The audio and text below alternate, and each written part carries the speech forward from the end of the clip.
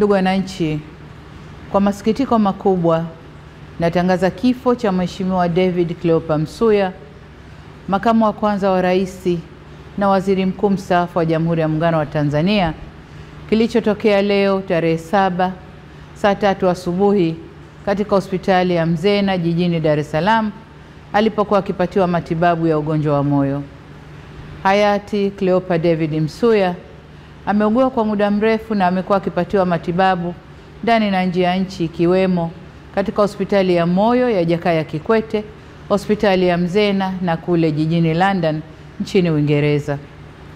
Natoa pole kwa familia, ndugu, jamaa, marafiki na Watanzania wote kwa msiba huo mkubwa kwa taifa.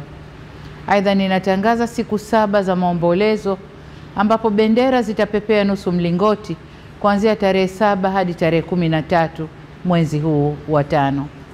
Taarifa zaidi kuhusu msiba huu zitaendelea kutolewa na serikali.